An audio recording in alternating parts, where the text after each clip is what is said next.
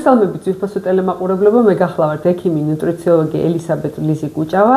ეს არის ტელეკომპანია პეკატივის საავტორო სამედიცინო გადაცემა ესკულაპი, რომელიც გადის ტრადიციულად 4 შაბათს, ტრადიციულად 20 საათზე. მისი განმეორებით ნახვა შეგიძლიათ მეორე დღეს ან იმავე კვირის შაბათს ან კვირას. თუ ტელევიზიასთან ცდომა არ აქვს, შეგიძლიათ უყუროთ YouTube არხის პეკატივის საავტორო გვერდს. ასევე ვისაც ტელევიზიასთან ცდომა არ აქვს, შეგიძლიათ გამოიყენოთ ინტერნეტ საიტი MyVideoJis პეკატივის გვერდის live რეჟიმი. დღეს ჩემი სტუმარი არის მომავალი ესკულაპელი თუ უკვე ესკულაპელი. შეგვიძლია ვთქვათ უკვე. მე მგონი ამ მომენტიდან უკვე ამ მომენტიდან ნამდვილად. ნამდვილად არაჩვეულებრივი ქალბატონი, თქვენ რო ეხლა ჩემს გვერდზე ბრძანდებოდეთ ძვირფასო ტელემაყურებლებო და იმედია ხედავთ, მაინც რაღაც არაჩვეულებრივი სასიამოვნო გარეგნობის და სასიამოვნო ენერგიის და ვიტყოდი ამ სიტყვაზე ძალის ქალბატონია.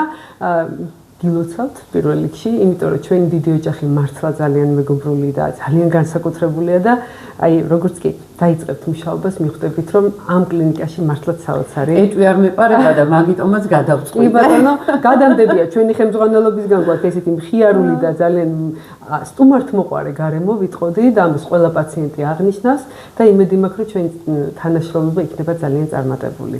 მეც ამაში დარწმუნებული ვარ და თავარი ის არის რომ აქ იგრძნობა რომ ჯერ სიტყვით მოქმედებს ექიმი და შემდეგ უკვე ყველაფერი დანარჩენი. ჯერ სიტყვა, ემპათია და შემდეგ უკვე ვიყო თავდაბალი, მაგრამ სხვა ექიმებზე ვიტყვი რომ მათთან მოსვლისასაც იგრძნობა. ეს მე არ ვამბობ რომ ჩემზე და ძალიანაც მიხარია, იმიტომ რომ ეს გარემო აი ამ 3 წლის განმავლობაში მაინც პატარა ასაკი გვაქვს, ხო მართალია?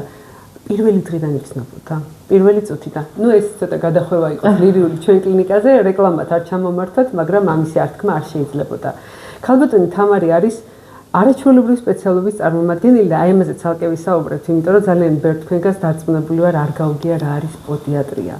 ქალბატონი თამარ ჭეჭინაძე არის ექიმი პოდიატრი 25 წლიანი სტაჟით, პოდალური ინჟინერიისა და სამედიცინო ბიომექანიკის სპეციალისტი, კლინიკა ტერტის დამფუძნებელი და მთავარი სპეციალისტი და უკვე კლინიკა ესკულაპის გუნდის წევრი.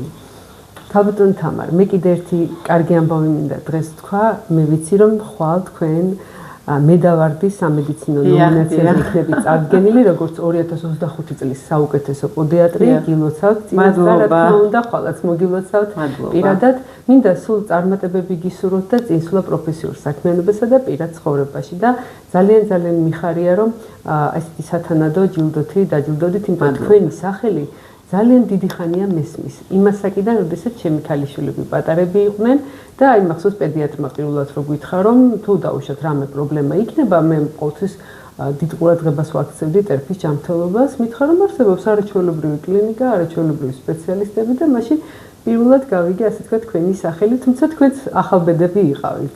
მაშინ ჩვენც ახალბედები ვიყავით. მაგრამ იმის მერე ტერმა შეცვალა და პირველ რიგში თამარ ჭეჭინაძემ ძალიან ბევრი რამე ქართულ მენტალობაში, იმიტომ რომ ჩვენ გაგვაცნო მედიცინის ძალიან საინტერესო დარგი პოდიატრია და მოდი ქალბატონი თამარ, ჩემო ძვირფასო, თამარით მოგმართოთ. შეიძლება ძალიან პოპულარული ენაზე განუმარტოთ ჩვენს ძვირფას ტელემაყურებლებს რა არის პოდიატრია და მე აუცილებლად ვისაუბროთ რამდენად მნიშვნელოვანია ეს პროფესია, იმიტომ რომ ძალიან ხშირად ადამიანებს აქვთ ტერფის პრობლემა და უბრალოდ არ იციან ვის მიმართონ. ყველაზე დიდი პრობლემა ზუსტად ეს არის, რომ არ იციან ვის მიმართოთ, თქვენ ძალიან კარგად აღნიშნეთ. რა არის საერთოდ პოდიატრია? ხშირად ვხუმრობ ხოლმე და ეხლაც არ შემიძლია არ ვთქვა, ეს არ არის პედიატრია. თანუმღაც გონიათ, რომ პედიატრია უნდა მეთქვა. პირველი მინიშნება გავაკეთე. პირველი მინიშნება. ეს არ არის პოდოლოგიაც. პოდიატრია არის პოდალური ინჟინერია და სამედიცინო ბიომექანიკა. ეხლა გასაგები ენაზე ეს არის ტერფის პათოლოგიების და თანმხვედრი დაავადებების შემსწავლელი მეცნიერება. რას მოიცავს? ეს მოიცავს ტერფის კომპიუტერულ დიაგნოსტიკას, კორექციას, პრევენციას, ინდივიდუალური ღაბაშების დამზადებას. ჩვენ ახლა ბევრ დეტალზე ვისაუბრებთ, რა თქმა უნდა, მაგრამ თავარი რა მინდა ვთქვა, იცით, რომ დროული პრევენცია განსაკუთრებით მოზარდებში გადაგვარჩენს ოპერაციას. აი ეს არის მთავარი. ტერფის და ხერხემლის ოპერაცია ჩვენ დროულად თუ მივხედავთ ბავშვებს, შეგვიძლია ავიცილოთ თავიდან. და ამაზე უნდა იყოს მე მგონი გამახვილებული ყურადღება. და არა მარტო პაციენტებისთვის. მე ვფიქრობ, ექიმებიც უნდა იცოდნენ, რომ აი მე ძალიან დიდი მადლობელი ვარ ჩემი პედიატრის, რომელმაც გამოიჩინა ასე ვთქვათ სამედიცინო სიფხიზლე და იმ შემთხვევაში თუ საჭირო იქნებოდა იცოდა ზუსტად ვისთან უნდა ეს ცოდნა ძალიან ღირებულია, იმიტომ რომ ძალიან ხშირად პირველ რიგში ხომ ექიმი აძლევს სწორ მიმართულებას, არა საიდან გაიგებს მშობელი. აქ ისეთი ნიუანსები და დეტალებია, ჯერ ესეთი პედიატრებმა უნდა იცოდნენ. შემდეგ ეს ხომ არ არის აქ ხომ არ საუბრობ მე მარტო ბავშვებზე, აქ საუბრობ ზრდასრულებზე. შემდეგ ეს არის რევმატოლოგები. კი ბატონო. შემდეგ ენდოკრინოლოგები. აუცილებლად ეს უნდა იცოდეს სპორტულმა ექიმებმა და რეაბილიტოლოგებმა და ანგიოლოგებმა. წარმოიდგინეთ რამხელა სპექტრია. ჩვენ საუბრობთ არა მარტო თანდაყოლილ პათოლოგიებზე, არამედ ტერფის პათოლოგიებზე, რომელიც შეძენილი არის სხვადასხვა დაავადებების დროს. ამიტომ ექიმების ჩართულობა ძალიან მნიშვნელოვანია და აღნიშნავ იმ ფაქტს, რომ ამაში ჩართული არის ოფთალმოლოგები და ორთოდონტები. საყრდენ მამოძრავებელი სისტემა არის ერთიანი სისტემა, თუ დაირღვა ერთი რგოლი, სიტყვაზე ვიძახი, თეორიულად არის ტერფის რაიმე პათოლოგია. აღმავალი გზით მიდის. კოჭი, მუხლი, მეჯბარძაყი, წელი, ხერხემალი, მხედველობა და თანკბილვა. და მოხარული ვარ, რომ ამ ბოლო პერიოდში ოფთალმოლოგები და ორთოდონტები ამას ძალიან კარგად აქცევენ ყურადღებას. ძალიან საინტერესო ჯაჭვი დაგვიხატეთ, ცოტა არ იყოს დავფიქრდით მეც. მე მქონდა ძალიან დიდი ბედნიერება პანდემიის პერიოდში ტკივილის მართვის ვიყავი, მაშინ დაინტერესებული ჩემი ძირითადი სპეციალობა არის ანესთეზიოლოგი, რეანიმატოლოგია, ამ მიმართულებით და მოხდი ვებინარზე, სადაც არაჩვეულებრივი განცხადებით წარდგა მოხსენებით პოდიატრი და მან თქვა ესეთი საინტერესო ფრაზა, რომ როდიდან იწყება პრობლემა ეს პოდიატრია, როდის გაჩნდა ესეთი კითხვა და უსვა სხვა მეცნიერმა, თუ ასე ვთქვათ, ვებინარის მონაწილემ და მან გასცა ესეთი პასუხი. ტრაგედია იწყება იმ მომენტიდან, როცა ადამიანმა გადაწყვიტა ორფეხზე სიარული და ზუსტად ხუმრობით ნათქვამი ფრაზა მართლაც ბოლომდე ხუმრობაც არ არის, მაგრამ მაგა ფეხმა იყო დანარჩენი ორის ვალდებულება. ძირითადი რგოლი. კი ბატონო, მაშინ მოდი განმარტოთ, რა ხდება, რატომ არის ადამიანის ფეხის ანატომია სრულიად უნიკალური და ასეთი მნიშვნელოვანი მისი ჰოლისტიკური ჯანმრთელობის ჭრილში. არა მარტო დავუშვათ ფეხის ჯანმრთელობა და სილამაზე, თუმცა ესეც მნიშვნელოვანი მომენტია, არამედ თქვენი შეგარგეთ ჩამოთვალეთ. რამხელა ურთიერთკავშირია სხვადასხვა პათოლოგიებთან ერთად, ხო? პირველი რაც მინდა გითხრათ, აი ხომ არ ვფიქრობთ ხოლმე, აი როგორ მოძრაობთ? რა არის ჩვენი მოძრაობა, მეგობრებო? სიმძიმის ცენტრის ცვლილebisთანავე საყრდენი წერტილის ცვლილება. ეს ისეთ მიკროწამებში ხდება, რომ ამის გააზრებასაც ვერ ვახსწრებთ, ხო? როგორც ძალიან ბევრი პროცესი ჩვენ ორგანიზმში, მაგრამ ეხლა ჩვენ საუბრობთ ამ გარკვეულ ვიწრო სფეროზე. რა რეგულირებს ამას? რა არის პირველი რგოლი? რა თქმა უნდა, ტერფი. ტერფის რესორული და ტუმბოს ფუნქცია. თუ ეს ფუნქცია დარღვეულია, ეტაპობრივად ირღვევა სხვა რგოლებიც. როგორ შეგვიძლია სახლის პირობებში მივხვდეთ საერთოდ? მოდით დავიწყებ ჯერ ბავშვებზე საუბარს, იმიტომ რომ ჩემთვის მაინც ახლა ბავშვები ყველაზე უფრო აქტუალურია, სადაც შეგვიძლია რადიკალურ ცვლილებებს მივაღწიოთ ახლა დასრულებში. ეს არის კომპენსატორული ეფექტი, ჩივილებს, ხსნით გართულებებისგან ვიცავთ, კი ბატონო, გასაგებია, მაგრამ ბავშვებში და მინდა მშობლებს მოგმართოთ. ძალიან იოლად აგიხსნით, როგორ უნდა მივხვდეთ ხალხო სახლის პირობებში. აქვს თუ არა ბავშვს რაიმე პრობლემა, ცოტა პირი გამიშვებთ, ერთ ვლაპარაკო. მოკლედ, დააკვირდით სიარულის მანერას. თუ ტერფი გადის განზე, აი ესე ფატიფეხურად დადის, კოჭი შიგნით ყიალდება, ქუსლი გარეთ, თქვენ საქმე გაქვთ.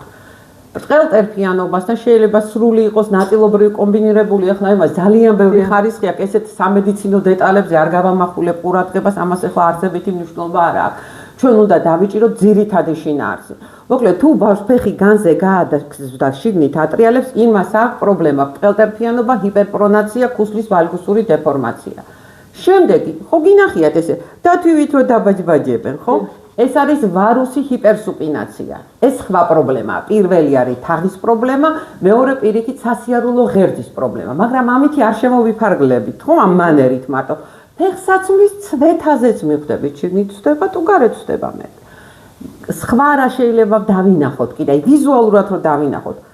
ნამგლის ფორმა, ხო, გვახსოვს. ნუ ჩვენ თაობას ახსოვს ახლა ამას ქვია ნამგლისებრი ტერფი, იქ ეს ორი პრობლემა ერთად ეს ნამგლისებრი ტერფი სხვათა შორის კიდევ უფრო რთულია. იმიტომ რომ ორი პრობლემა არის, თაღი დაბალია და წინა ტერფის კვეთრის სუპინაცია მოდის. რა თქმა უნდა, ბავშვი წუხდება. რა თქმა უნდა, ბავშვს აქვს სპეციფიური ჩივილი, ჯერ ეს ერთი დაღლა აქვს. ტერფის, წვივის, მუხლის რომელიმე მიდამოს ტკივილი. მერე ეს გადადის წელზე. უჭირს სპორტული დატვირთვა. საერთოდ დატვირთვის ატანა უჭირს. ეხლა მშობლებს ვეუბნები ხოლმე რომ ბავშვი არ არის ზარმასი, ბავშვი არის სიცოცხლით სავსე, ბავშვი არის აქტიური. თუ ბავშვი წუხს და აქვს ის ჩივილები, რასაც მე თქვენ გეუბნებით, მიაქციეთ ამას აუცილებლად ყურადღება. რატომ? ჯერ ეს ერთი დავიცვათ გართულებებისგან.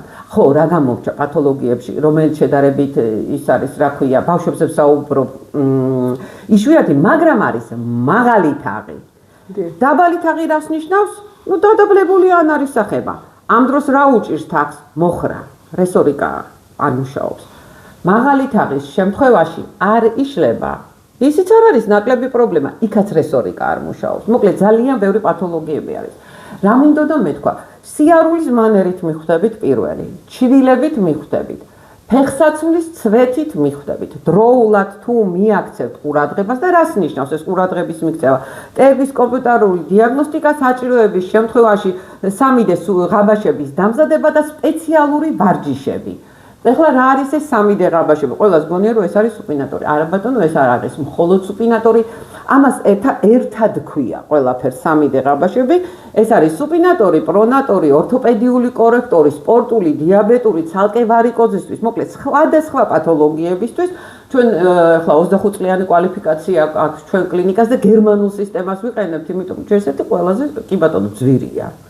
ყველაზე ძვირია ეს სისტემები, მაგრამ ყველაზე ზუსტი და ეფექტურია. დიაგნოსტიკის შემდეგ მზადდება ეს ყველაფერი პროგრამულად, ინდივიდუალურად, ბავშვი ამით იზრდება, ამას ემატება სპეციალური ვარჯიშები. დიაგნოსტიკა შესაძლებელია 4 წლიდან 4 წლამდე ბავშვს ესეთი დიაგნოსტიკა არ ჭირდება და ერთ რაღაცას ვიტყვი კიდე არ დამავიწყოს, იმიტომ რომ ძალიან ბევრ ამეზე მინდა დღეს ვისაუბროთ. თქვენ შემაწყვეტინეთ თუ რამე კითხვა გექნებათ, იმიტომ რომ მე შეიძლება ესე 2 საათი ვილაპარაკო და არ გამომელიო სასაუბრო. ყველა ბავშვი რო ფეხს აიდგავს, არ ჭირდება სუპინატორი. ბავშვმა ფეხი აიდგას ფეხში შველმა, სახლში განსაკუთრებით. ის რა შეიძლება იცით სენსორიკაა განვითარებული და ჯერ ეს ერთი რესორულ იმას რა ქვია, სიმძიმესაც ვერ არეგულირებს და ამით კარგად სწავლობს უფრო. შემდეგ 4 წლამდე ბავშვს სავსესებით შესაძლებელია არ ქონდეს თაღი. ეს არის ნორმა. ამისი არ შეგეშინდეთ. კი ბატონო, რა თქმა უნდა, თვის 3-6-ის რატო უნდა აჩვენოთ ბავშვთა ორთოპედს? იქ ძირითადად პრობლემა უნდა გამოირიცხოს მენჯ-ბარძაყის აღწრის. როგორ ყალიბდება. და სხვა შემთხვევაში უკვე 4 წლიდან უკვე დაიწყებს თაღი ჩამოყალიბებას, დაბალი იქნება, მერე ნელ-ნელა განვითარდება, ამას საშიში არაფერი არ არის. ორთოპედიული ფეხსაცმლის წინააღმდეგი რატომ ვარ? ახლა კი არის იშვიათი შემთხვევები, რომ ორთოპედები ნიშნავენ, მაგრამ რატომ იცით, რომ ჯერ ეს ერთი თაღზე ზეწოლა არის და გაუგებარ მიდამოში. საშუალო სტანდარტის გუბკა აქვს. მერე არის მძიმე. მერე ეს ქუსლის დამჭერი როგორი ის არის, რა ქვია, მყარი და ბავშვი ისედაც ვერ დადის. კაცო, შედა ამ სიმძიმე ფეხსაცმელს რო ჩააცმევ, რა წონასწორობაზე და რა სიარულზეა საერთოდ საუბარი. ეს ვეცადო თავიდან ავირიდო, თუ ახლა რაღაც განსაკუთრებული მოთხოვნა არ გვაქვს ორთოპედს. შემდეგ, თუ დაგჭირდა ეს დიაგნოსტიკა 4 წლიდან 14 წლამდე შესაძლებელია საუკეთესო შედეგის მიღება. შემდეგ მუშაობთ შენარჩუნებაზე. ამ შენარჩუნებაზე მუშაობთ გოგონებში 18 წლამდე, ბიჭებში 21-22 წლამდე. ანუ ზრდის დამთავრებამდე ფაქტიურად. ზრდის დამთავრებამდე. ეხლა რატო ვამახვილებ ამაზე ყურადღებას? იმიტომ რომ არის ხშირია ეს შემთხვევები, რომ კარგად წავიდა ეს პროცესი 3-4 წელი მდგომარეობა გაუმჯობესდა და მშობელმა ჩათვალა, რომ ნუ საკმარისია და ყველაფერი კარგად არის. დაიწყო ამბავშვა ჰორმონალური ცვლილება, სიმაღლეში ზრდა და უცბად ეს ამხელა შრომა ჩაიყარა წყალში. როდესაც ვიწყებთ ამაზე მუშაობას, თუ რა თქმა უნდა შრომატევადია, გასაგებია, მაგრამ უნდა მივყვეთ ბოლომდე, თუ გვინდა რომ გქონდეს შედეგი. ყველაზე ხშირი გართულება, როგორ იწყება ეს გართულებები, როცა არ ვაქცევთ ყურადღებას. იმ შემთხვევაში თუ არის ბრტყელი ტერფი, ჰიპერპრონაცია, წვივი იცვლის ფორმას, ვალგუსურდება, X-ისებრი ხდება. თუ არის ვარუსი, ხდება რკალისებრი. ამას ეს ბავშვსაც ეტყობა და მე ამით ხო არ შემოიფარგლება არას ადის აღმავალი გზით. რას შვება შემდგომში ჩაირთრევს ხერხემალს. უმეტესწილად ეს შეიძლება ჩაითვალოს ხერხემლის გამრუდების მაპროვოცირებელ ფაქტორად. ეხლა ეს სადაო თემა არის ხოლმე ორთოპედრამატოლოგებში, იწვევს თუ არა ეს დაუშვათ ხერხემლის გამრუდებას თუ ეს ცალკე პროცესია, არსებობს ესეთი მცნება. ამას ქვია იდიოპათიური სკოლიოზი. თავის თავში სკოლიოზი, რომელიც საერთოდ არაფერ კავშირში არ არის ამ ტერფის დეფორმაციასთან. ეს არის ყველაზე რთული ფორმა სხვათა შორის და ყველაზე, ხშირ შემთხვევაში ჭირდება ხოლმე ოპერაცია. იმ შემთხვევაში თუ გვაქვს ტერფის პათოლოგიაც, როგორც წესი იდეოპათიურ სკოლიოზთან არა გვაქვს საქმე რა, ეს არის ურთიერთკავშირში და დროულად თუ ვიმუშავებთ ტერფზე და ხერხემალზე, რა თქმა უნდა ავხსნებით როგორც ტერფის ოპერაციას, ისე ხერხემალზე ოპერაციას.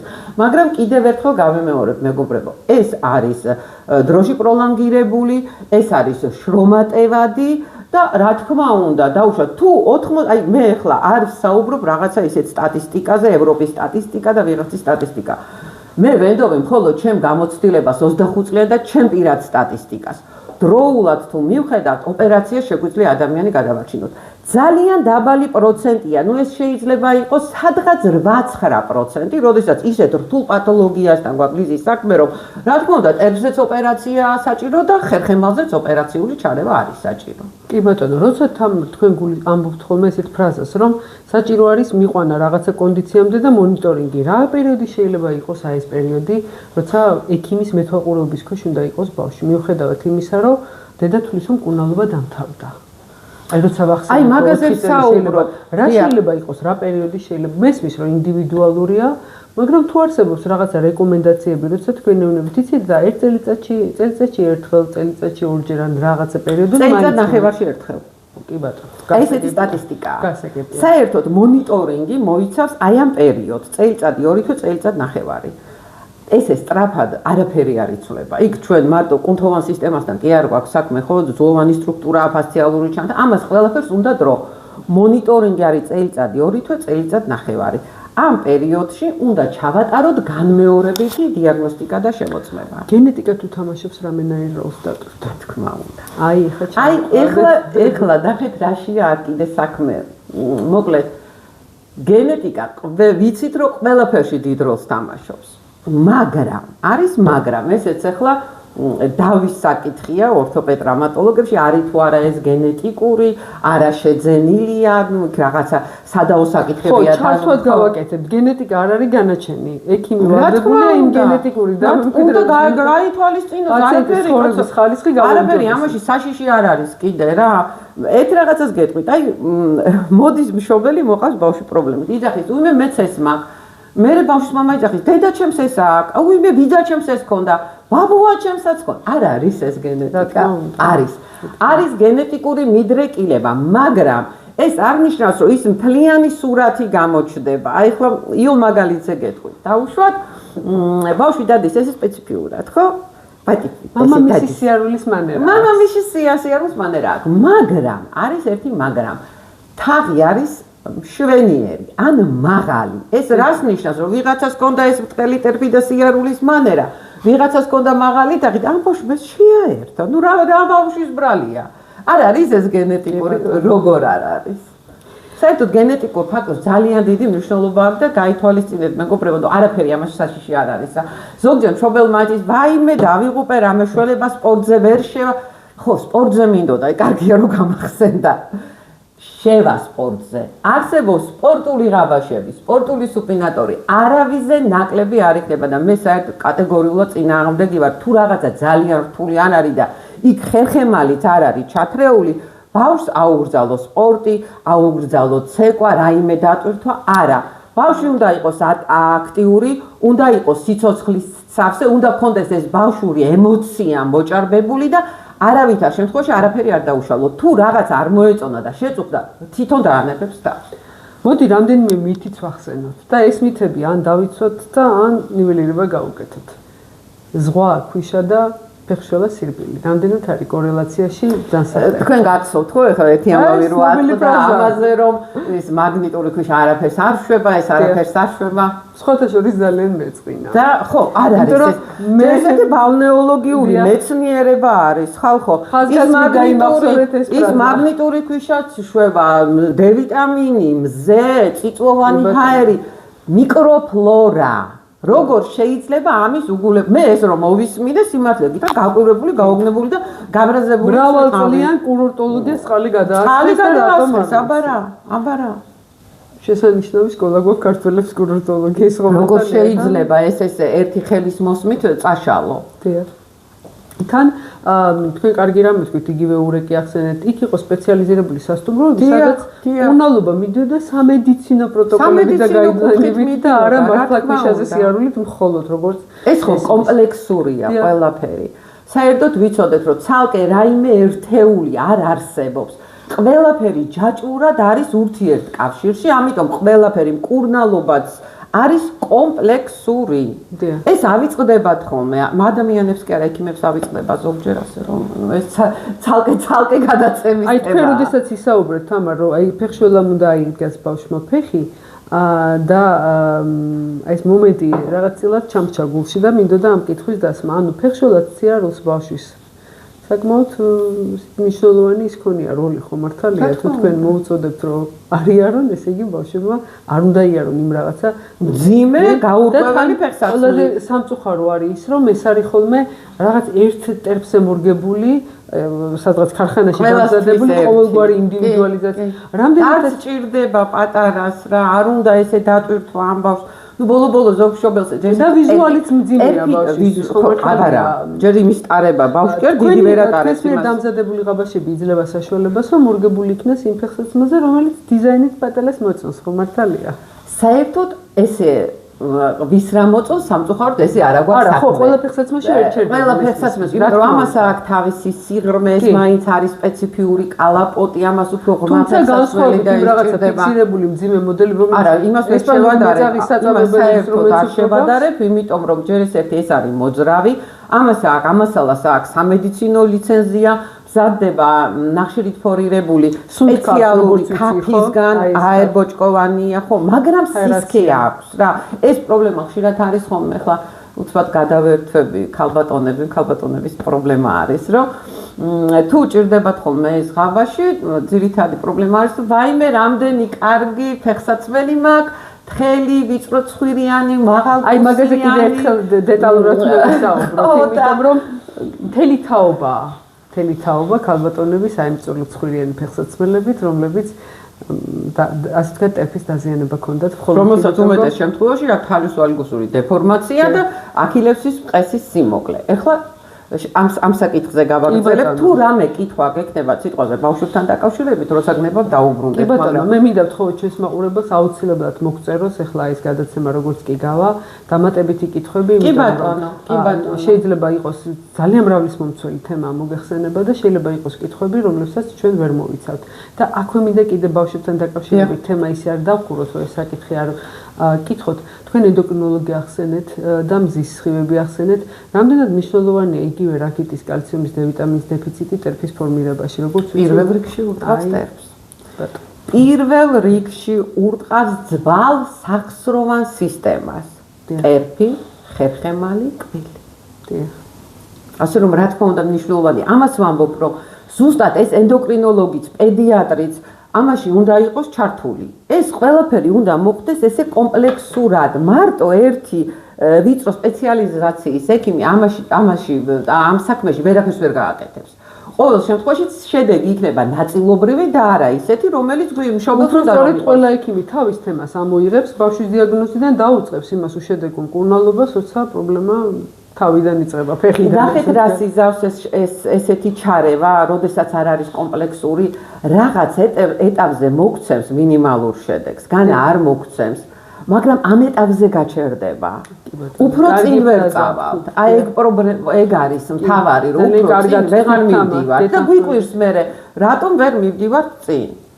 ჩაგეკითხებით ცეკვაზე, სპორტზე, მათ შორის ბალეტზეც ასევე ხელოვნების სხვადასხვა დარგზე, რომლებიც მე რამდენადაც ვიცი ზოგიერთი სპორტის სახეობა რისკის ჯგუფია ბავშვებისთვის. აი თქვენ რომ ბრძანეთ რომ არ უკრძალავთ, ისე გავაკეთებთ ყველაფერს რომ გააგრძელოთ. რა არსებობს ზოგიერთი სპორტული დატვირთვა, ცეკვები, იგივე ბალეტი, რომელიც ტერფზე გარკვეულწილად ზედმეტი პრობლემები. მაპროვოცირებელია. ეხლა ნახეთ სპორტის სახეობაზე ამას ვერ ვიტყვი, იმიტომ რომ იქ ისე კარგად შეიძლება კორეგირება, რომ არაფერი ზედმეტი დატვირთვა სიტყვაზე იმ ტერფზე არ წავა და ეს გადანაწილდება. ამას ვერ ვიტყვი ცეკვაზეც, მაგრამ ბალეტი რომ ტრაუმულია ყველაზე მეტად. ეს აღიარებული ფაქტია. მაგრამ თუ ბავშვს ძალიან უნდა თუ აქვს ეს მონაცემები, ბალერინებს იცით რა დღეში აქვს ფეხები. აი რა უნდა გააკეთო? ეს არის საინტერესო მოთხოვნილება. ხო, მეც ნანახი მაქვს. მაგრამ მათ საუბარი მხოლოდ პროფესიონალებზე, იგივე პროფესიონალურზე საუბარი. ფეხით ის მორეციდივე ჩაბრუნებაზე საუბრობენ ხელის, ეს არის პროფესიონალებზე უფრო საუბარი და არა მაქსიმალური დატვირთვა შემთხვევაში. რაც მთავარია, უდიდესი და უმდიდრესი ინდუსტრია არსებობს სპეციალიზირებული სპორტული ფეხსაცმლის წარმოების, რომელიც უბრალოდ ცდილობს როგორმე დაიცვას ეს ბავშვები. კი ბატონო, ჩვენ ბავშვების თემა რა თქმა უნდა ვერ ამოვწურავთ, მაგრამ ძალიან ისეთი ნელ-ნელა და ლამაზად გადავედით მათ დედიკოებზე. და მინდა ინტენსივზე რომლებსაც უყვართ ვიწროცხვრიან და მაღალხოსიანი. მინდა დავიწყოთ თემით, რაც შემოგვაპარეთ ამარ. ეს არის ესთეტიკა, სილამაზე, კარგი ფეხსაცმელები, ლამაზი ფეხსაცმელები და ფეხი ჯანმრთელობა. როგორც ვიცით, ძალიან ბევრი ფეხსაცმელი ეს ისტორიიდან მოდის და არა მარტო ჩვენთან შეგვახსოვს ლოტოსის ტერფის ფენომენი ჩინურ ასე თქვათ კულტურაში გახდა საბედისწერო ქალისთვის. და იმიტომ დადიოდა ის ქალბატონი და იმიტომ იყო მოკრძალებული, ზუსტად ესეთი დეფორმირებული ტერფი ჰქონდა და ეს რაღაც კიდე მომოსილება ქალის კეთილშობილების სინონიმად დარჩა, თუმცა უამრავი ტრაგედია მოყვა ამას ხომ არ ძალიან ბევრი ტრაგედია მოყვა. ფეხის ადლად საუბარია ფეხის შეხვევაზე სპეციალურ მეთოდზე. საშინელი მეთოდიკა, მაგრამ არანაკლებ საწამებელი არაღი იყო ის წვრთნიანი ფეხსაცმელები, რომლებიც მე მახსოვს ჩემი დედის და თინათაობაში ულამაზეს ფრანცუსკებს კი ბატონო, რომლებიც ერთმნიშვნელოვნად დედიწრული მაღალი ქუსლით, ძალიან წვეტიანი ცხვირით ერთმნიშვნელოვნად დააზიანა, იმიტომ რომ ტერფი მე მახსოვს ნახატი რომ დახატოთ აი თითები, ხუთი თითი ჩაატიო ამ ფორმაში, როგორ უცვლის, აი წარმოიდგინეთ ერთადერთი ესე არის ხალხოსებურ ფორმაში საშინელებაა, როგორ შეიძლება იმ არ დააზიანოს სახსრება, ეს წარმოუდგენელი ამბავი. მაგრამ არის ერთი მაგრამ. თუ თქვენ ესეთი ტიპის ფეხსაცმელი გაცვიათ ზოგჯერ იშვიათად გასაფრანგეთ, არაფერი კატასტროფა არ იქნება. როგორ გვამშვიდებთ ძალიან მომწონხარ. არა, ესე უცბად არ ზიანდება გასაკუთრება დაშინება ვიცით ხოლმე და თამარი სულ იმედებს გვაძლევს. კი ბატონო, გასაგებია შესაძლებელი ადამიანით მოინდომებს. აი განწყობას რა თქმა უნდა და ალბათ ძლიერი და ჯანსაღი ტერფი აიტანს კიდეც ხო მართალია იმ ფორმას, იმიტომ რომ ამისთვის არის სპეციალური ვარჯიშები. ჯერ ესეთი ხალისვალგოსური დეფორმაციისთვის არის სპეციალური ვარჯიშები, ნუ ეს ცალკე თემაა. ეხლა თუ მაგ რამდენიმე წუთი მინდა განსხვავება აგიხსნათ რა ქალბატონებო. ძალიან ხშირად ერთმანეთში ერევათ ჰალუსვალგოსური დეფორმაცია და პოდაგრა. დიახ. თითქოს ვიზუალურად სხვათა შორის. თითქოს ვიზუალურად გავს, მაგრამ ვიზუალურადაც არ გავს. ჯერ ეს ერთი პოდაგრა არის რევმატოლოგის საქმე. უბრალოდ იგივე სახსარი შეიძლება დააზიანოს. იგივე სახსარი შეიძლება, მაგრამ პოდაგრა შეიძლება სხვა სახსარზეც იყოს. ხომ აუცილებელი არ არის აქ იყოს. ხოლო ჰალუსვალგოსური დეფორმაცია ეს არის უკვე ორთოპედ-ტრავმატოლოგიის საქმე და ამის მაპროვოცირებელი ფაქტორი უმეტესწილად ქალბატონებში არის ფეხსაცმელი. ვიწრო ცხვირიანი მაღალხოსიანი ფეხსაცმელი ან გენეტიკური მიდრეკილება, რა თქმა უნდა 50-50-ზე. სხვათა შორის ქალებს უფრო ხშირად აქვს ჰალუსვალგოსური დეფორმაცია და კაცებს აქვს პოდაგრა. რატომ? კარგი ჭამასმა, კარგი ქეიფი და მაღალი ჯანმრთელობა. ბევრი ფრანგი ესეთი კურიოზი იყო, მაგრამ 18 საუკუნის საფრანგეთ ძალიან ბევრი ცნობილ მხატვარს ხელოვნებას ჰქონდა, რატომაც ეს პოდაგრა იყოს კვებისავისებრების გამო. და სხვათა შორის პოდაგრა არის კვებასთან ძალიან სერიოზულად შეუღლებული, ჩემი თემაც არის ჩავრთავ ხო მართალია. ზუსტად თქვენი თემა არის ეს. კი ბატონო.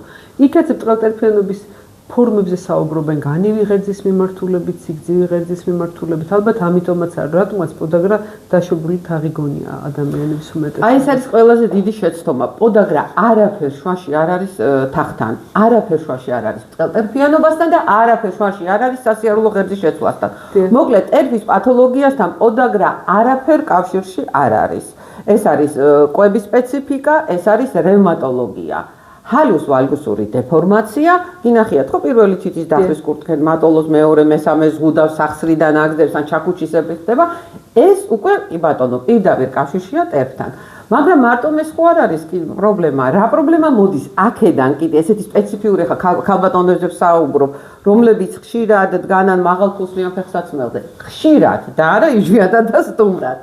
აქილევსის ფეხის სიმოკლე. ნელ-ნელა მოკვდება. აი ზუსტად პროფესიული დაავადება ძალიან ხშირად ამერიკაში და ევროპულ ქვეყანაში უკვე ატყდა საუბარი. სამუშაო მოთხოვნა აღარ უნდა იყოს ზოგიერთ პროფესიაში იყოს. აღარ უნდა იყოს დრეს კოდიდან უნდა ამოიღონ ესეთი მაღალხუსლიანი ფეხსაცმელი, მათ შორის სამოდელობის ნელ-ნელა ამოიღეს. და დღესდღეობით უკვე ცდილობ კაზინოებში იყო მოთხოვნა. იყო და ნელ-ნელა ამოიღეს, იმიტომ რომ შეუძლებელია ესე მუშაობა ქალისთებზე, იმიტომ რომ სიმძიმე მით უმეტესად ატარებს რაღაცა ხო? კიდე ისი მაპროვოცირებელი ფაქტორია. წინა ტერფზე მაქსიმალური ყნობა მორტონის ნევრომის. კი ბატონო. მორტონის ნევრომა ვიცით, ყველა მარიცით. მოკლედ, როგორ შეიძლება მიხვდეთ რა, მესამე მეოთხე თითის უკან წინა ტერფზე გეწყება საშინელი ტკივილი. შეიძლება ეხოზე არ გამოჩნდეს თავიდან. რო გამოჩნდა და როცა ინფილტრატია, იქ უკვე ოპერაციული ჩარევა უნდა, ნერვის გათიშვა, ძალიან რთული ამბავია. თავიდან იწყება უბრალოდ ესეთი ტკივილით. რატომ? აი ესე რო დგეხარ მაღალხუსლზე. თუ მაინც იძულებული ხართ რომ იაროთ ესეთ ფეხსაცმელზე, ახლა ორთოპედიული აქსესუარები ყველასთვის ხელმისაწვდომია, უბრალოდ არ იციან. სპეციალური სილიკონის სადებია, ამ მორტონის ნევრომის არა მარტო მაგისგან, აი წყლულების გაჩენისგან, როდესაც ფეხსაცმელი ბევრი რაღაცა. კი ბატონო, ეს ძალიან შემდეგ რას ურტყავს? პირველი რასაც ურტყავს, შეიძლება კოჭი ისე არ გეტკინოს, როგორც მუხლი. დიახ. ხშირად როდესაც დგეხარ მაღალხუსლიან ფეხსაცმელზე და დადიხარ, ჯერ ერთი მანერას ხო დაკვირვები ხარ, და ხა 12 ნომერი რო არის, შპილკებს რო ეძახდე. თან ერთი დეტალიც უნდა გავთვალისწინოთ. ვერ არეგულირებ და წნება მუხლზე მოდის მაქსიმალური. ჩვენი ქალბატონების საშუალო ფეხსაცმლის სიგრძე 38-39 განსხვავებით მაღალი ევროპელი ქალბატონ ზოგიერთ ეს სკანდინაველი, სადაც 39-40-ია დაახლოებით და ის პატარა ფეხი იმ 12 სანტიმეტრიან ქულზე უფრო ცუდ დღეშია ვიდრე დიდი ტერფი. რა თქმა უნდა და როგორი ფეხსაცმელიც არ უნდა იყოს, ახლა უშუალოდ მაინც ფეხსაცმელზე გადავალ. თუნდაც ის მაღალხუსლიანი ფეხსაცმელი. პირველი გამოიყენეთ სილიკონის დამცავი აუცილებლად და ფეხსაცმელი იყოს ოდნავ თავისუფალი. არასოდეს არ იყოს მოჭერილი. ეს მაღალხუსლიანი ფეხსაცმელიც უნდა იყოს ცოტა თავისუფალი. ახლა ზოგიერთს გონია რომ ვივლიო და გამძვრება, არაფერი არ გაძვრება. რა არის აფთიაქებში, იცით, უკანა მხარეს მაგრდება ხუსლის დამცავი. ის გამოიყენეთ სილიკონი და პტეფი მაინც კარგად დაჯდება. მაგრამ თითები არ შეიზღუდება, იქ მიკროცირკულაცია არ შეიზღუდება, იქ ნევროლოგიური პროცესები არ წავა. ამიტომ არის პრევენციის საშუალებები, რაც ახლა ქალბატონებმა ყველამ უნდა ვიცოდეთ, რომ დავიცვათ თავი შემდგომი გართულებებისგან. ნუ აქ ყველაზე ხშირი მაინც ოპერაცია არის, ჰალუს ვალგუსური დეფორმაციის ოპერაცია. სამწუხაროდ ჩვენთან ფეხსაცმელები თითო ზომით იზრდება და საშუალებას არ იძლევა. შუალედური ზომა არ გვაქვს. მაგიტომ თქვი რომ სილიკონი და ხუსლის დამცავი ზუსტად იმ ნახევარი ზომის რეგულირების საშუალებას გვაძლევს. მე მახსოვს მისი უდიდებულესობა ელისაბედი დედოფალი ყავდა სპეციალური თანამშრომელი, როგორც ამბობენ, რომელიც მისი უდიდებულესობის ფეხსაცმელს ატარებდა. მორგებული რომ ყოფილიყო. ეს ერთ-ერთი წამება იყო ხო შუა საუკუნეებში ევროპაში, როდესაც ადამიანს ეცვა მოურგებელი, ასე ვთქვათ, ფეხსაცმელი, რომელიც აბსოლუტურად ატკენდა და ამახინჯებდა და ძალიან საინტერესო რაღაცა თქვით, მუხლის და მეჯბარძაყის სახსრის დაზიანება და გადაღლა ასეთი პრობლემის შემდგომ, მაგრამ რას ვაკეთებ მაშინ, ესეც ქალბატონი მოდის უკვე პრობლემით, რომელსაც აქვს უკვე, ასე ვთქვათ, ჰალუს ვალგუსური დეფორმაცია, არ უნდა რომ გაიკეთოს ოპერაცია და ძალიან ბევრს არ უნდა და იცით რაშია საქმე, ბოდიში შეგაწყვეტინეთ, თუ ამის აუცილებლობა არ არის, არც უნდა გაიკეთო. აი ეს ძალიან კარგი თემაა, თამარ, ნახეთ, აი მაკითხა. ყველას არ უნდა გაუკეთო ოპერაცია. დღეს მარკეტინგულად არის უამრავი სხვადასხვა დამხმარე საშუალებების რეკლამა, რაღაცა მოსაჭერები, რაღაცები, რომლებიც ტერფითომ აი ნორმალურ ფორმას ვითომ ასწორებს ეს ტიპი. არა, არაფერს ის არ ასწორებს, სიმართლე გითხრა, უბრალოდ პრევენციის საშუალება. არა, რატომ ამბობ ამას? ესე იგი, მოსახლეობის ძალიან დიდ ნაწილს აქვს სურვილი, რომ არაოპერაციულად იკურნალოს ეს. რაღაც დონემდე რა თქმა უნდა საშუალება არის რომ ალბათ პრობლემა დავაკონსერვოთ მაინც ასე თავისუფლად შეგვიძლია დავაკონსერვოთ. ის რომ გასწორდეს, ეს არის ღაპარი, ახლა რაღაც ესენი რომ შემოვიდა, ღამე ჩამოიცვითო, გადაიჭირეთ. კოშმარია ხალხო, კოშმარია. ჯერ ესეთი ღამე არ გძინავს, ხო? ესე მიდი შენი თითი, შენ ამას პლასტიკადით იჭერ, ერთმა ქალბატონმა მომწერა. აი არაკომფორტულია ხო? არა კომფორტულს დავანებოთ თავი ზედმეტად გადაწია და დაზიანდა სახსარი. თქვენ წარმოიდგინეთ ეს ადგილია. ესეთ რამეს დაანებეთ თავი. ეს არის ზღაპარი, არაფერს ის არ ასწორებს. აი ზუსტად უნდა დავაკონსერვოთ. ამისთვის არის სილიკონის დამცავი, ამისთვის არის ტყიდეს სუპენატორი, ამისთვის არის სპეციალური ბარჯიშები. ერთი ბარჯიში ახლა შემიძლია. კი ბატონო, ძალიან მიორია და ძალიან ეფექტური. აი ჩვეულებრივი თმის რეზინი, აი წარმოგიდგენთ ეს რო იყოს თქვენი ტერფი და ცერათითები. ამას ჩამოაცვით. გინდათ იწექით, გინდათ ზიხარ და ძირს გიდევთ. გაწიეთ, აი ესე ამოძრავეთ. აი ჩვენ ახლა ეს რეზინი რო იყოს სტუდიაში გვექნება იმიტირებული ტრენაჟერის. აი ხედავთ. აი ესეა თქვენი ტერფი. და აი აქ არის ეს კოჭი გამოწეული. აი ეს არის გამოწეული. ძვალი, ხო? შეხედეთ? საინტერესოა, დიახ. აი ეს არის თქვენი ვარჯიში. სახსარი არ უნდა ჩაიკეტოს. მიკროცირკულაცია სახსარში უნდა იყოს კარგი. მიკროცირკულაცია რო იქნება კარგი, ანთება იქნება ნაკლები, ცვეთა იქნება ნაკლები. და მოსახლეობის ჯერ რო არ წარმოქმნილია მარილები და სუფრის მარილები და შეზღუდვის ეს არ არის თუ ეს არ არის პოდაგრა. კი ბატონო, თუმცა იქაც სხვა მარილია და არა მარილია, სხვა რამე ელემენტარულად. ესეთი სავარჯიშოები საშუალებას იძლევაო სახსარი და რამდენადაც ვიცით სახსარს ზოგადად უყვარს მოძრაობა. სახსარი იმისთვის შეიქმნა რომ მოძრაობა და იყოს კომერციალურად უყვარს მოძრაობა, ჯერ ეს ერთი წვივის კუნთებს აქვს მეორე გულის ეფექტი. უკუდინებას უზრუნველყოფს კარგად. თუ სუსტია ტერფის, თაღი, ფასციალური ჩანთა და წვივის კუნთები, უკუდინება არის ცუდი. აი ახლა გადავალ ზუსტად აქედან გამომდინარე ანგიოლოგები ვარიკოზიდან ლიმფოსტაზის დროს რატო უნიშნავენ ამ ღაბაშებს, ხომ? არ არის აუცილებელი იქ ახლა რაღაცა ტერფის რაიმე პათოლოგია იყოს. ზუსტად მაგისთვის აზრიერებს რესორულ და ტუმბოს ფუნქციას, ხსნის მძიმე ფეხის სინდრომს, ხსნის შეშუპებას. რა თქმა უნდა, ძირითად არავის არ ეგონოს ახლა რო ეს ჯადოსნური არ არის მეგობრებო, ჯადოსნური. ეს არის დამხმარე საშუალება ძირითად მკურნალობასთან ერთად. რამდენადაც ვიცი რეკომენდაცია ეძლევათ დღესდღეობით კარგი აეროპორტების თვითმფრინავის ბორცვზე იძლევენ სპეციალურ ნაკრებს, სადაც თვალზე დასაფარებელი სპეციალური წინდებია, ხო? იძლევიან რეკომენდაციას, თუ ხანგრძლივი გადაფრენა უწევთ, განსაკუთრებით როცა ტრანსპორტირება ხდება და გადაადგილება, აი ესეთი ფეხსაცმელი ძალიან კომფორტულია, როგორც ხსნიან და აი იმ ლიმფოსტაზს ამცირებს, რომელიც ჩვეულებრივ რა თქმა უნდა ამცირებს, მაგრამ ნახეთ აქ ერთი ფაქტორია გასათვალისწინებელი. თუ გიწევთ ხანგრძლივი გადაფრენა და უნდა გამოიყენოთ ეს წინდა.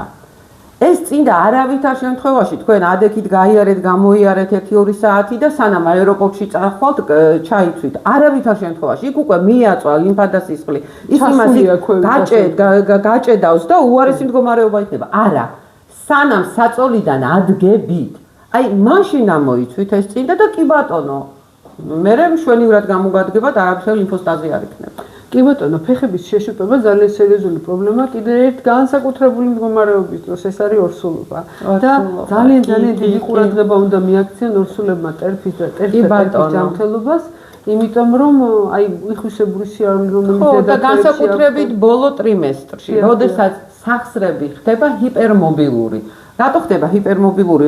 ფიზიოლოგიური მშობიარობისთვის ემზადება. იმან არ იცის შენმა ორგანიზმმა, შენ საკეისროს იკეთებ თუ არა. იმას აქვს თავისი პროგრამა, ამისთვის ემზადება, ხო? ხომ ბოლო პერიოდში თან ნაყოფი მკვეთრად მატულობს, სახსრებია ჰიპერმობილური, ხშირი არის ძალიან ამ პერიოდში შეძენილი ტყელტარფიანობა. კი ბატონო და ისევე როგორც ვარიკოზი, თვალსაჩინოა ხოლმე მათი სიარულის დროს. აი ხა ჩვენ ძალიან ისე ორგანულად გადავედით განსაკუთრებულ მდგომარეობებზე, მათ შორის ავადმყოფობებზე და ვინაიდან მოსახლეობის ძალიან დიდ ნაწილს აწუხებს, არ მინდა დავტოვო ყურადღების მიღმა დიაბეტური ტერფი. აი ყველაზე მნიშვნელოვანი საკითხი. კი ბატონო. ეს იმდენად მტკივნეული თემაა, რომ აი რაც ვისაუბრე, ხო, ყველაფერს გვერდზე გადავწევდი. კი ბატონო. და რატომ? რა ხდება დიაბეტური ტერფის დროს? დიაბეტური ნეიროპათია, ანგიოპათია, რას ნიშნავს ეს? კაპილარული უკმარისობა, გრძნობელობის დაქვეითება. იქ შემდეგ როგორ მიდის ისი შეძენილი დეფორმაციები ხშირია, იმიტომ რომ თვითონ დიაბეტი ისეთი ფორმაა, რომ ელექტროლიტებს, მიკროელემენტებს ვერ იჭერს ორგანიზმი, გამორეცხვა ხდება.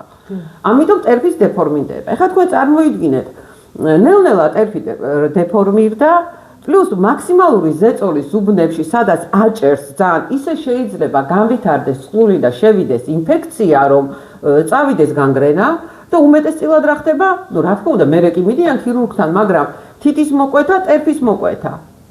ჩვენ ეს შეგვიძლია ავიცილოთ თავიდან როგორ გავიგეთ თუ არა. აი ეს უკვე არის ენდოკრინოლოგების და ქირურგების საქმე. ძალიან იცით რა, აი მაგაზე რამდენჯერმე ვისაუბრე, რომ უმეტესწილად ჩემთან მოდის ხოლმე პაციენტი, როდესაც მოკვეთილია თითი ან ნახევარი ტერფი. მე კი შეგიმსუბუქებ მდგომარეობას, მაგრამ ეს უნდა მოხდეს უფრო ადრე, როგორც კი გაიგე, რომ გაქვს დიაბეტი, არა აქვს რა ფორმა, ხო? ატარე ეს დიაბეტური ღაბაშები, ის არის სპეციალური მასალა, ის არის რბილი, იმას აქვს სპეციალური ვერცხლის ძაფების გადასაკრავი. ვერცხლის ძაფები აქვს ესეთი წორი წარმოიდგინე, აბსორბენტია, დეზინფექციას აკეთებს, ინფექცია არ მიდის და ის შენი მაქსიმალური ზეწოლის უბნები რჩება ჰაერში. თაღზე გადადის. გადარჩენილი ხარ ოპერაცია, არა, ძალიან ბევრი დეტალებია, ძალიან. გული მოგიკვდება, შეუძლებელია. მე ხომ იცით, რომ ცუდად ხორცდება. კი ბატონო. ძალიან ცუდად ხორცდება, ამიტომ არ უნდა მივიდეთ ამ მდგომარეობამდე. მე ოჯახში მყავდა წევრი, რომელსაც ჰქონდა ტიპი 2 დიაბეტი და ვინაიდან ძალიან ბევრი ლიტერატურა შევიძინე და გადმოვწერე ინტერნეტიდან აი ამ თემებთან დაკავშირებით, იყო ძალიან საინტერესო მოწოდება, რომ ტერფი ყოველდღე უნდა დაიბანოთ. ეს არ არის ჰიგიენა. დაბანა ისედაც ჭირდება ყოველდღე სხეულს და ტანს და გარდა მოდიში გაწყვეტი, მაგრამ დიაბეტის დროს უნდა გაიმშრალო. კი ბატონო, აი ზუსტად მაგას ამბობდი. სიტყვა დაბანა ეწერა სპეციალურად. იქ მე მინიშნება იყო დაიბანეთ დღეში 10 ჯერ თუ გინდათ მთელი ტანი, მაგრამ ტერფი, იმიტომ რომ როცა იბანდა იმშრალებ აკვირდები. აუცილებლად. და მოწოდებული იყო რომ სათითაოდ ყველა თითი უნდა გამშრალიყო, რომ იქ სისველი არ გარჩენილიყო, ფრჩხილების მოჭრის ტექნიკა, ყველაფერი არის ძალიან მნიშვნელოვანი. სპეციალური დიაბეტური ბამბის წინდები არსებობს. სპეციალური, არავით არის სინთეტიკა, არავით არის მოჭერა. ფეხსაცმელი. დაუშვათ, ნუ ყველა ვერ იკეთებს ამ ინდივიდუალურ ღაბარს, მაგრამ ერთი რამე იცოდეთ რა, ფეხსაცმელი აუცილებლად რეკადი, აუცილებლად რბილი. აუცილებლად ერთი ზომით დიდი და არ კონდეს შიდა მუხეში ნაკერი. ელემენტარულმა წვრილმანმა შეიძლება გამოიწვიოს ინფექციის შეჭრა და რთული საქმე რაშია, იცი? აქ რთული იმდენად ის ინფექციის შეჭრა კი არ არის იმ მომენტში. რთული ის არის, რომ გრძნობელობაა დაქვეითებული, გაიგე და იმ წუთას შეიძლება ვერც მიაქციო ყურადღება და როდის ნახო გაწიწლდა, შეშუბდა, დაჩირქდა. კი ბატონო. უკვე რთულ მდგომარეობაში როდესაც სწრაფად მიდის ჩვეულებრივ ძალიან პროცესი, თუმცა დროულად მოვლა აბსოლუტურად იცავს ტერფს დაზიანებისაგან. რა თქმა უნდა, მართვა დიაბეტის ენდოკრინოლოგის მიერ. რა თქმა უნდა. დიაბეტურ ტერფზე საუბრის მერე თამარ, მინდა ერთი ძალიან საინტერესო პრობლემა ვახსენო. ასევე ძალიან ხშირი მოსახლეობებში ეს არის სხვადასხვა სახეობის ართრიტები, რომლებიც იწვევს დაზიანებას, ჩვენ პოდაგრა ვახსენეთ. და არამარტები ართროზები კიდევ ცალკე თემა არის. ართრიტები და ართრიტები ეს არის ძალიან დიდი ოჯახი დაავადებების, მით უმეტეს თუ იქ ჭარბიწონაც არის, იმიტომ რომ მე რომ ვერ მოძრაობენ, იმდენს წონაც მატულობს. აი ესეთ რაღაცა მანკიერი წრე იკრება ხოლმე. საიდანაც პაციენტის გამოყვანა რთულია. რთულია მით უმეტეს თუ არ მოყვება კარგად. დიახ. იქ ძალიან ბევრი დეტალია, რაც აუცილებლად უნდა გაითვალისწინოს. რაც შეეხება ართრიტებს და ართროზებს. ჯერ ეს ერთი. ტკივილი ისედაც აქვს ამ ადამიანს, ეს დავამატებ, თუნდაც არც მოძრაობდეს და სულ მწოლიარე მდგომარეობაში იყოს და ეს კიდევ უფრო ამწვავებს. რაზე მინდა გავამახვილო ყურადღება რა. აი, ცალკე დაემართა უცბად ართროზი, ესეთი რამე არ ხდება. ართროზი არის გართულებული ართრიტი. მესამე ფორმის ართრიტი გადადის ართროზში. პირდაპირ ართროზი არავის არ ემართება. ამიტომ მიაქციოთ ყურადღება. რა არის ართრიტი? ართრიტი არის უშუალოდ სასახსრე ჩანთის ანთება, შიდა სითხის ანთება, ხრტილოვანი სტრუქტურის და ქსოვილის ანთება. ართროზი უკვე მიდის დეგენერაციული პროცესები ხრტილოვან სტრუქტურაში და ძვალში. პირდაპირ დეგენერაციული პროცესი არასოდეს არ მიდის. თქვენ თუ მიხედავთ ართრიტს, აღარ დაგემართება როცა უნდა იმოძრაოს ისმება ჩვეულებრივ უკვე დიდი ხანია არავინ არ თქოს რომ გავიღვიძე ახლა და პირდაპირ ათროზი დამემართა არა უბრალოდ არ მივაქციეთ სათანადო ყურადღება თუ მივაქციეთ სათანადო ყურადღებას და ართრიტებიც კიდე აი მე საერთოდ მიყვარს ექიმები რომლებიც აი მარტო ესე არ არიან რა ამ თავის ვიწრო სპეციალიზაციაში უნდა ეს რამე სიახლეა რაღაცას უნდა ეცნობოდე მით უმეტეს ისეთ საკითხებზე რაც კავშირშია შენ სპეციალობასთან ართრიტი აი ამას წინად უსმენდი კიდე ძალიან კარგი სპეციალისტები ძირითადად გერმანელებს უსმენ ხოლმე იმიტომ რომ მაინც გერმანელი ძალიან კარგად აქვს ძველ სისტემის მართვა ძალიან კარგად და რაზე იყო საუბარი იცით რომ ყველა სახსრის უკანო სადაც ართრიტიაო არის ლიმფური კვანძი იქ ვიღაცა რაღაცა ცხოვრობს ეძებეთ ინფექცია ეძებეთ პრობლემა ბერგერის კისტის ფენომენზეც იყო მაგაზე საუბარი ამიტომ მე ამას რაზე ვამახვილებ ყურადღებას ფლამიდის ფენომენი მაგალითად ეს არის ძალიან სერიოზული რა თქმა უნდა აი ეგ ვიგულისხმე რომ აი ეს ძალიან დეტალურად თუ მიყვები მარტო იმას კი არ უმკურნალება შედეგი რა შედეგიც გაქვს როგორ ძირითადად ხდება ხოლმე და რაც მინდა რომ ძალიანაც არ მომწოს იძულებული ვართ უმკურნალოდ მიღებულ შედეგს ჩვენ სად უნდა ჩავყვეთ? უნდა ჩავყვეთ მიზეზში. მიზეზი თუ არ ვიპოვეთ, ну ის შედეგის მკურნალობა იქნება აი დროებითი ეფექტით, ხო? ექვსი თვე არ ამიშავს, მე ისე ცუდად ვარ, მე კიდე არ ამიშავს. ხო, მაგრამ არის ერთი დიდი პრობლემა. რაღაცნაირად თანამედროვე მედიცინა თითქოს გვაიძულებს მარტო აი ესეთი სიღრმეები ხარ ასეთ შენ საუბრობ აქ, ხო? მაგაზე ვთქვი, ზუსტად ძალიან გული წყდება მეთქი რომ ამაზე ცოტა არის სკანდალური განცხადებაა, ასე ვთქვათ, იმიტომ რომ იქ პირდაპირ მარტივად გასწავლის და თუმცა ეხა ბევრი რამე იცვლება და მე ხშირად ვხედავ უკვე რომ დიდი იმედი მაქვს რომ შეიძლება რაღაცა ეს ტენდენციები ნამდვილად ჩანს მედიცინაში, აი ნამდვილად ჩანს ბევრ ექიმთანაც აი შემიმჩნევია ხო თვალი რო სტომატოლოგია ახსენე და თანხმობის ერთნიშნულოვნად გასწორება იყო პირველი თვითმიზანი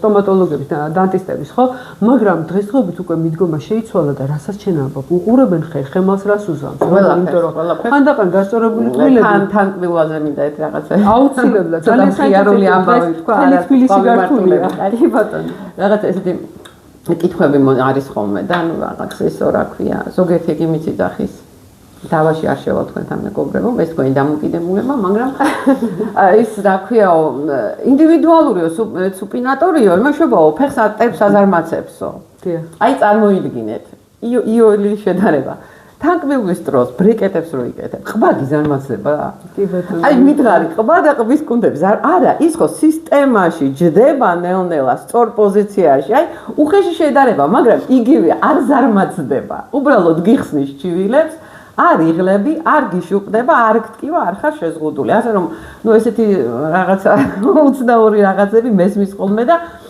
შეიძლება ის დაგვარად პასუხობ ესეთ გამოწვევებს კი ბატონო, ჩვენ მაგიტომ ვარ ზუსტად ისეთი სპეციალობის წარმომადგენლები, რომ პოლემიკაში შევიდეთ. ერთმანეთთან და სიმართლე ვიპოვოთ, ჭეშმარიტება დავბადოთ, თორე არ ვეთანხმებით ბევრ ამბიში. ტერფზე რომ საუბრობდით, კიდე ერთი რაღაცა მინდა თქვა და გზა არა, ეს ადგილი დაუტოვოთ ამას ჩვენს ინტერვიუში, ეს არის ქუსლის დეზი და გეტყვი რატომ. იმიტომ რომ პრაქტიკულად გახსნილი არ მაქვს სოციალური ქსელის, მით უმეტეს სამედიცინო ჯგუფები, რომ ვინმე მკითხვა არ დასვას ამ ქუსლის დეზთან დაკავშირებით. ზოგმა ლოკაციაც არის ის სად არის, ზოგი არასწორი მითითებებს აძლევს, არის ეჭვი რომ ხელა გაიზრდება შეიძლება გარეთ გამოვიდეს. უამრავი რამ წამიკითხავს, უამრავი ჭორი და სიმართლე გამიგია ზოგი. ეხლა ჩვენ თქვა სიმართლე, ეხლა ჩვენ თქვა სიმართლე, რა არის და პლანტარული ფასციტი რა შუაშია ამ ქუსლის დეზთან კიდე. შეიძლება ადამიანს ჰქონდეს პლანტარული ფასციტი, მაგრამ არ ჰქონდეს ქუსლის დეზი, ეს იცოდეთ რა. გინდა თუ არა, როცა ქუსლის დეზია, კარგ პლანტარული ფასციტი, ესე არ არის. პლანტარული ფასციტი არის ძირითადი დამჭერი ფასციტის ანთება.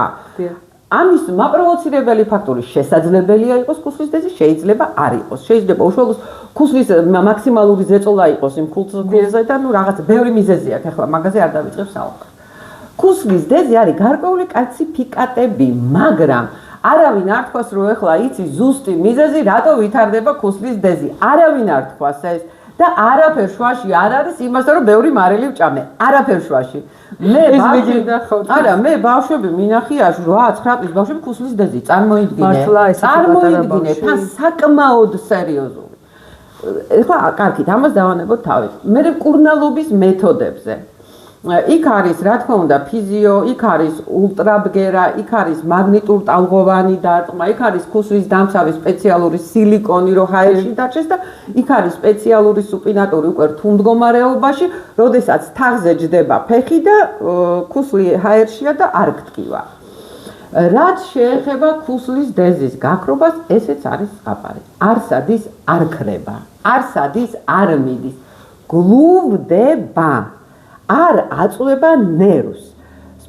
ასე რომ ტკივილი არის ნაკლები. მე არ მინახია შემთხვევა, რომ რაღაცა რენტგენზე არის ქუსლის დეზი და რაღაცა ორთვეში ქუსლის დეზი არ არის.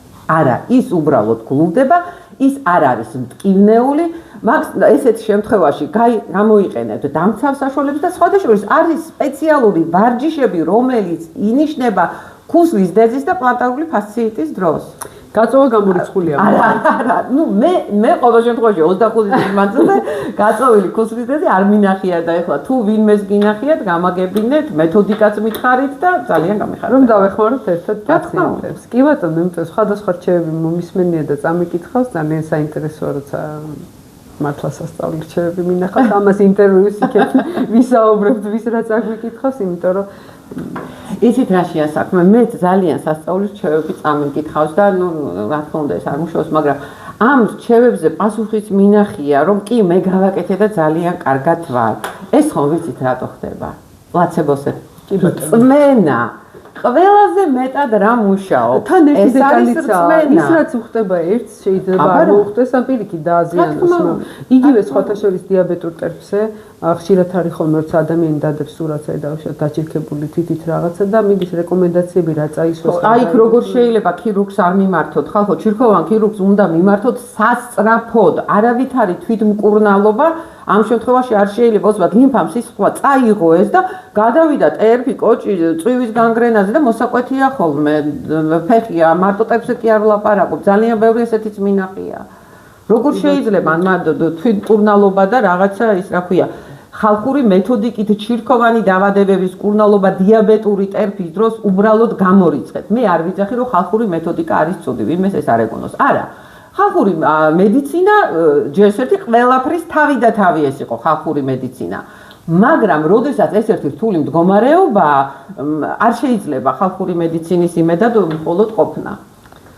ტერფი ძალიან სერიოზული თემაა. ჩინური მედიცინა, ტრადიციული აღმოსავლური მედიცინა აღიარებს და სუჯოქ თერაპია, აკუპუნქტურა. თუნდაც დღევანდელი რელაქს მასაჟები, ასე ვთქვათ, და ის ყოველთვის იღებს ტერფის განსაკუთრებულ ყურადღებას უთმობს და მე ვფიქრობ, რომ ყველა ადამიანმა უნდა ვისწავლოთ რაღაც დონემდე საკუთარ ტერფზე დაკვირვება, იმიტომ რომ მართლა ფეხიდან იწყება ხო ადამიანი. ჩვენი მოძრაობა, ჩვენი სიარული და სხვათა შორის აი ჩინური მედიცინა რო ახსენეთ. ამ ჩვენს სხეულში ხო არის ახლა ჩინურ მედიცინაში ეგეც ვისწავლეთ, რომ მაინტერესებს. ძალიან საინტერესოა. არა, ისედა ძალიან ახლოა, იცით, აი ვარი და თელს სხეულში არის ეს მერიდიანები, რა თქმა უნდა, მაგრამ ყველაზე მეტი სად არის? ტერფი, ხელი, ყური. და ხერხემლის პროექცია სად გადის, იცით? აი ეს რო ტერფი იყოს, ზუსტად თაღის მიდამოზე. დაარტყი ესე და დაგარტყა ხერხემალს. აი რო დააკვირდე, დაინახავ, ხო ყველა პროექცია პირველი გადის თაღის მიდამოზე ხერხემლის. შიდა მხარეს ხერხემლის პროექცია. ერთი უცნაური კითხვა მაქვს, მაგრამ იმასაც ვიკითხავ.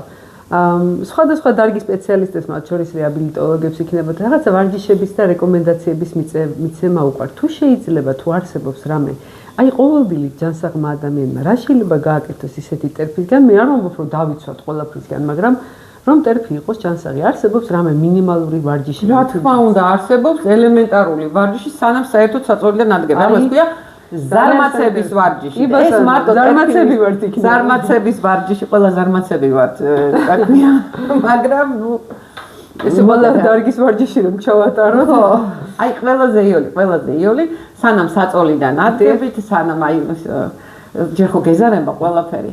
ძალიან ელემენტარული. აი ეს დაუშვოთ ეს იყოს ტერფი. დიახ. 1-2 იქით. და ველოსიპედი. სამი ვარჯიშია და აი ეს იგი მთლიანად სახსრების მოძრაობა ყველა მიმართულებით წრიულად წინ უკან გაშლა და საწოლში ველოსიპედი. და ეს არა მარტო ტერფისთვის არის კარგი. ეს არის კარგი ლიმფოვენური უკმარისობის. რა თქმა უნდა, ეხლა წარმოიდგინე რა მოხდებოდა არასოდეს ესეთ ადამიანს არ დაემართება ლიმფოსტაზი. კი ბატონო. გამორიცხულია. გაცოცხლდა ყველაფერი ასე. უცბად გამოიღვიძა მთელმა სხეულმა. ამით შე რო გამოაღვიძე მთელი სხეული, სხვანაირად ზუნდქავ. სხვანაირად რო ზუნდქავ, ჟანგბადი უკეთესად მიეწოდება ტვინს. თუ აღმოსავლური მედიცინის წავს, ყველა წერტილი გაგიღვიძებია, ხო მართალია? კი ბატონო. და რა უნდა, ბევრი დრო კი არ უნდა ამას, უნდა მაქსიმუმ 5-6 წუთი. კი ბატონო. სხვადასხვა აი ძველი ვარჯიშები, რასაც ბაღში და სკოლაში გვაკეთებინებდნენ ხოლმე, წინკლავი, ზემკლავი განხლა, ბოლოს აღმოჩნდა რომ ძალიან ოპტიმალური და ვარჯიში აღმოჩნდა ძალიან პრაქტიკული.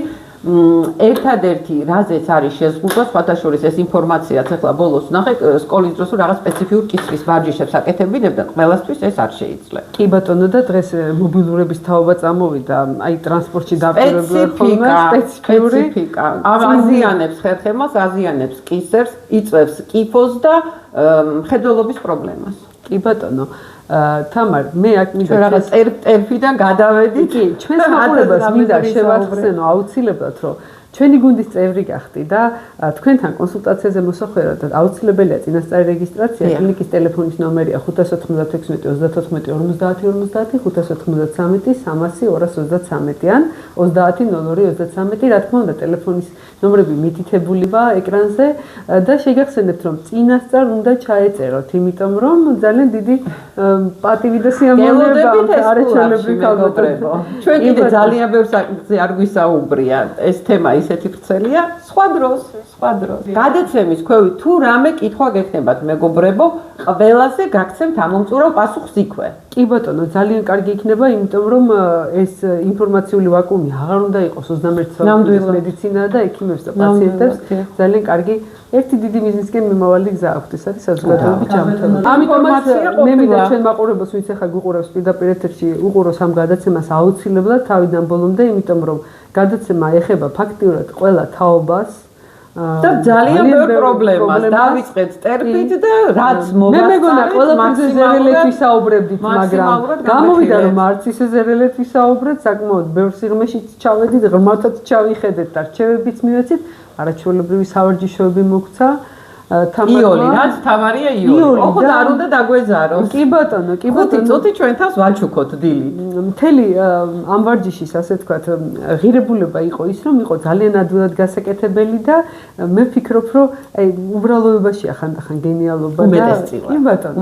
და სხვათა შორის ეს ვარჯიშები არა მარტო ტერფის ჯანმრთელობისთვის იყო კარგი, არამედ აი მთელი რიგი სისტემები გავაცოცხლეთ აი ამ ვარჯიშებით.